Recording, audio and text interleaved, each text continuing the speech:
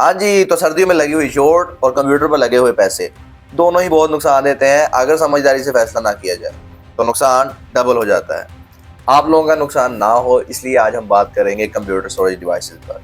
Hard disk drive versus solid state drive, कौन सी best रहेगी आपके यूजेज के हिसाब से? चलिए जानते हैं सिंपल वीडियो में। सबसे पहले बात करते हैं स्पीड की। हार्ड डिस्क ड्राइव में एक प्लेट घूमती रहती है और इसी प्लेट की वजह से हार्ड डिस्क ड्राइव स्लो होती हैं और यही प्लेट डाटा प्रोसेस करने में हेल्प करती है। मगर सॉलिड स्टेट ड्राइव यानी एसएसडी में लेटेस्ट चिप्स लगी होती हैं जिसकी वजह से डाटा इजीली प्रोसेस होता है, बिल्कुल मोबाइल की मेमोरी की तरह। और ये हार्ड डिस्क से ऑलमोस्ट 10 गुना ज़्यादा फास्ट होती है। हार्ड डिस्क में विंडोज़ को बूट होने में ऑलमोस्ट 1.5 से 2 मिनट लग जाते हैं और यही टाइम सॉलिड स्टेट ड्राइव में 40 से 50 सेकंड के दरमियान आ जाता है। Point number 2, durability. Hard disk के अंदर से टोटली मैकेनिकल होती है। इसमें छोटे छोटे मूविंग पार्ट्स लगे होते हैं जो डाटा प्रोसेस करने में हेल्प करते हैं। अगर ये कहीं से गिर जाए या इवन जोर से झटका लगे तो हो सकता है कि हार्ड डिस्क डैमेज हो जाए और आप लोगों का डाटा लॉस होने का खतरा हो सकता है। और वहीं पर एसएसडीज टोटली डिफरेंट होती हैं। इसमें कोई मूविंग पार्ट्स नहीं होते, सिर्फ सॉलिड स्टेट चिप्स होती हैं और इसी वजह से एसएसडीज शॉक प्रूफ होती हैं। गिरने या इवन जोर से झटका लगने से डाटा लॉस होने का खतरा बिल्कुल खत्म हो जाता है और लॉन्ग टर्म यूजेज में ज़्यादा रिलायबल होती है।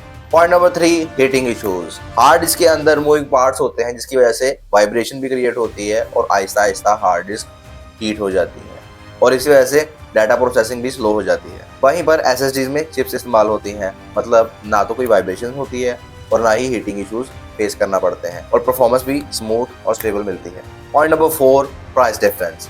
एसएसडीज हार्ड डिस्क से ज़्यादा महंगी होती हैं क्योंकि ये मॉडर्न टेक्नोलॉजी पर बेस्ड होती हैं और परफॉर्मेंस भी काफ़ी सुपीरियर प्रोवाइड करती है। लेकिन जब एसएसडी की स्पीड, ड्यूरेबिलिटी और परफॉर्मेंस को देखा जाए तो पूरी तरह पैसा वसूल हो जाता है।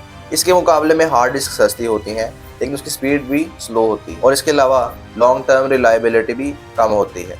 यही वो पॉइंट है जिसकी वजह से कहा गया है कि महंगा रोए एक बार, सस्ता रोए बार बार।